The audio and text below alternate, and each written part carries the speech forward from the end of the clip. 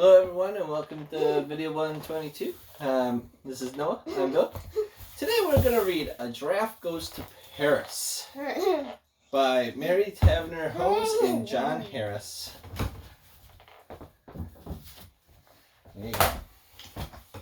Ready? Shh! Look! The moon! The moon over Paris! And there, in the moonlight, what is that?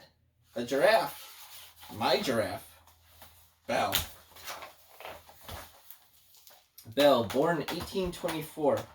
The French people called her the Belle Enfant des Tropiques, the beautiful child from the tropics, which she was and is. Muhammad Ali, Pasha of Egypt, 1769 to 1849, and Charles X, King of France, 1757 to 1836. She was a present from the great Pasha of Egypt, Muhammad Ali, to the King of France, Charles X. No one in France had ever seen a giraffe. No one. She was the perfect present. I was chosen to take care of Belle on her long, long journey from Egypt. My name, I should tell you, is Atir. First we went on a boat trip on the ancient river Nile, Belle and I and the men from the Pasha's court. And what, you may ask, does a giraffe eat while floating down the river Nile? Giraffes, after all, nibble on treetops. But where would Belle find treetops in the middle of a mighty river? And what would she eat on the even longer trip to France? You want another book? Alright, bud. You always win all these books. Alright, hey. We thought and decided she would drink milk. Milk was the best idea. But a young giraffe, Belle was only 2, drinks a lot of milk, which is why we brought 3 cows with us. And to keep Belle company, 2 antelopes. Nope, keep reading. And listen to the book. Once we got Belle on board the ship, we saw right away that there was another problem. What? You're a doggy. Yeah, you got all sorts of books right here. There you go. A big problem. Belle wasn't going to fit. It was too dangerous to keep her on the deck, and she was too tall to sail in the cramped quarters below. It was then that our Italian captain came up with a brilliant idea. He cut a hole in the deck, so Belle's long, graceful neck could poke out. He lined the hole with a straw to protect her from the rough, splintery edges. He provided an umbrella to protect her from the sun and rain. When Belle walked calmly down the gangplank, the people of Mariel could not believe their eyes. Never in their lives had they seen such a creature. She was 12 feet, and what was she exactly? They could not decide. Was she some kind of camel? She had spots like a leopard's. She had a long tongue, almost like a snake, and she walked so strangely. First her 2 right legs, and then her 2 left legs. She was not a horse. What was she? Everyone had a different idea. Belle and I stayed in the private home of a rich lady, a countess, who threw lavish parties in Belle's honor. The parties were fun. But remember, we had to get to Paris to the king, who was awaiting Belle's arrival 500 miles away. How? We were all tired of boat trips. Belle was, too, and no cart was big enough to hold her. Belle seemed to be enjoying her strolls around the city of Marseille. Why not walk to Paris? And so that's what we did. But we would need help, someone to lead such a complicated operation. But who? We thought until the rich lady said, Geoffrey St. Hilaire. He's the great professor at the Museum of Natural History in Paris. He's a friend of mine, and he could do it. Professor St. Hilaire took charge immediately and devised a plan. Over a period of 8 weeks, we could walk with Belle the entire way from Marseille to Paris. But Belle, like any traveler setting out on a long journey, would need to have the right clothes. She had arrived in France without so much as a raincoat, and And a raincoat, in fact, was precisely what she needed to protect her from the rain, the sun, and the wind.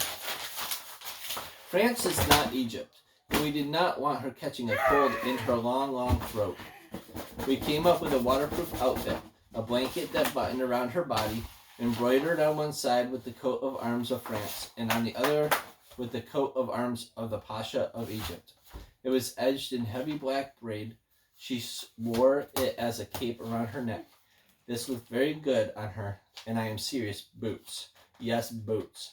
She was not used to walking such long distances.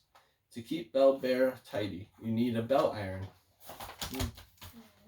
We set out, French gendarmes in front, the cows, remember them? One or two Egyptians in full dress, then the professor walking alone.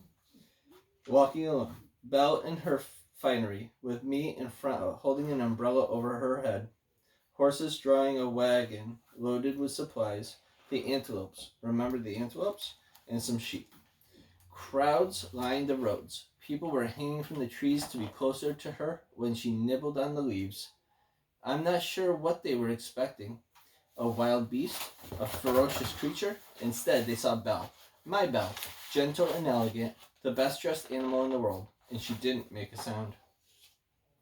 We stopped at inns that put out special signs. Auberge à la Giraffe. Church bells rang as we made our way through the air that smelled of lavender and lilac and roses. The fields were thick with olive groves, poppies, and grapevines. The newspapers announced we were coming, and people streamed out to see us. We made our way through cities with magical names. Aix-en-Provence, I'm not good at French. The town of 1,000 fountains. Avignon, the ancient city where the popes once lived. Then onward through Orange, and Valence. So many towns saw Belle. Then it sings in French. I can't do that. On June 6, 1827, we arrived in Lyons. Belle walked gracefully under the city gate and into the beautiful place Bellecourt, where 30,000 people came to see her in a single day. Oh, it was grand. Paris began to prepare for Belle's arrival. Paris began to go crazy. They were selling tickets. There were giraffe songs, poems, paintings, pottery, fabrics, cough drop boxes, wallpaper, toys, inkwells, jewelry, and gingerbread cookies. There was a giraffe piano with strings going straight up the neck and a giraffe hairdo and wire inside.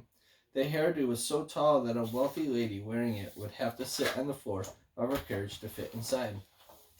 On July 9th, 1827, the great moment finally arrived.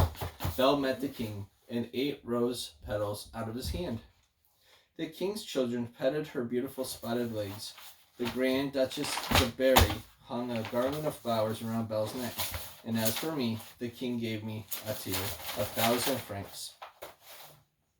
In the first 6 months, more than 600,000 Parisians came to see us, paid to see us, dressed in my best, my white turban, my fancy vest, and my wide Egyptian pants. I would take Belle out on a leisurely 2-hour walk through the lovely Jardin des Plantes, so basically a garden, where the Parisians had made a home for us in the rotunda. The people would watch us, not believing their eyes. In the rotunda, I have a small sleeping balcony in Belle's specially heated room. I'm right up near her head, so I can pet her. Shh, Belle is getting sleepy, and I am too. But before we both drift off, let's take one last look together at the moon. Bonne nuit, ma chère Belle. I probably didn't pronounce that anywhere close. Belle's journey really happened. Ooh, that was awesome.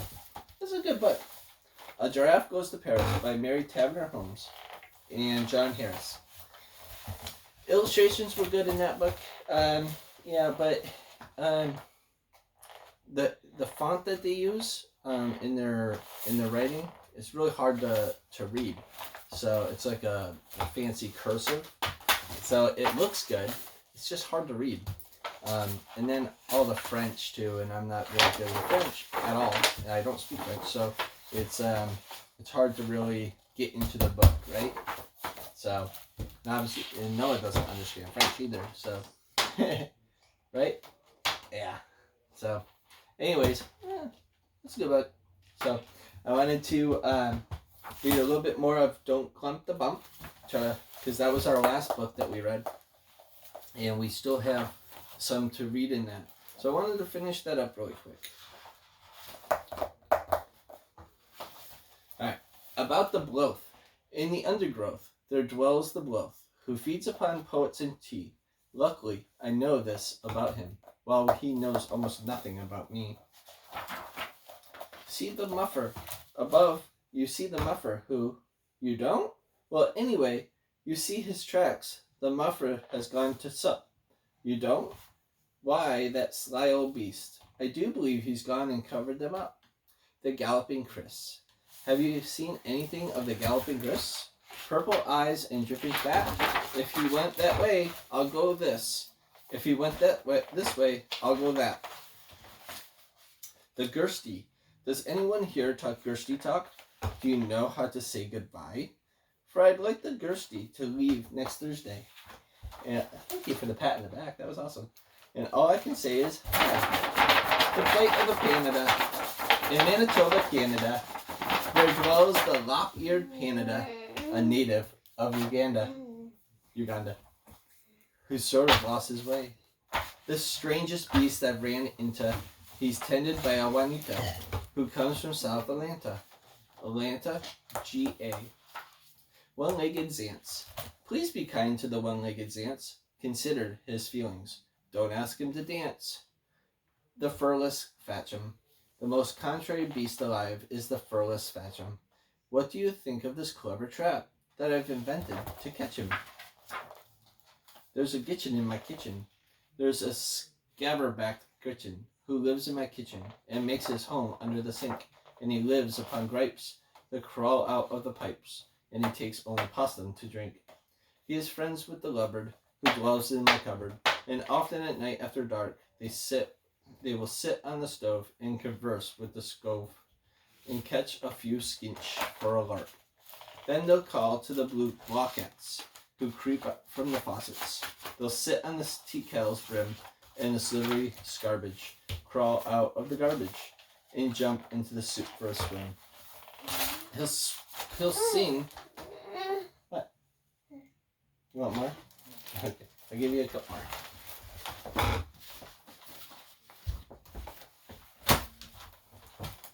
He'll sing with the wispies who live in Rice Krispies and serve them my cheese and sardines. And they call to the Zocks in the old napkin box to come down and play bridge in the beans. Oh, there's another book right here. Yep. Nope, not yet. There's more books right here. Then he may run a race to the silverware case with the grumpy who drinks all my beer, and he'll dance with the Mervyn inside my oven and whisper sweet sounds in her ear. For the Gretchen's in my love with the Moven, poor boy, but she loves the backbiting Smee, or is it the Jace? Well, in my case, I'm glad you could make it for two. So we'll pick it up again next time, okay? So a little bit more of that book.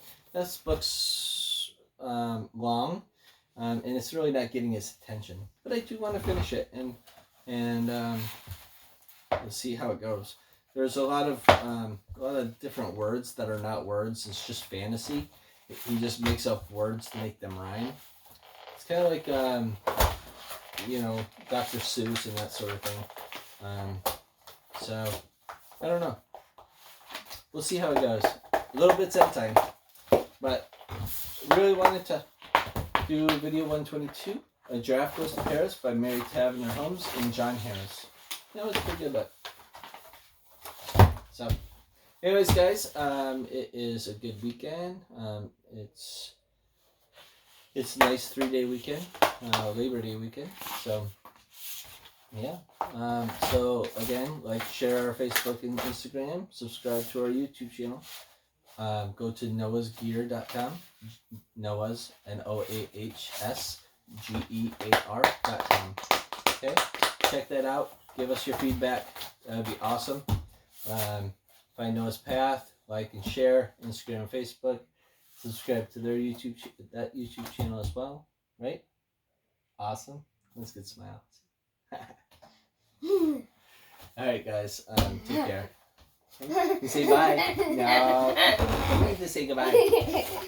Say goodbye. Say goodbye. Bye. You do it. Your turn. Oh, come on. Your turn. You do it. Say goodbye. Goodbye. Yeah. Goodbye. Yes. Yeah. Goodbye. No, you do it. Bye. Just thinks it's funny that you do it. Okay. You will someday soon. Alright. See you guys.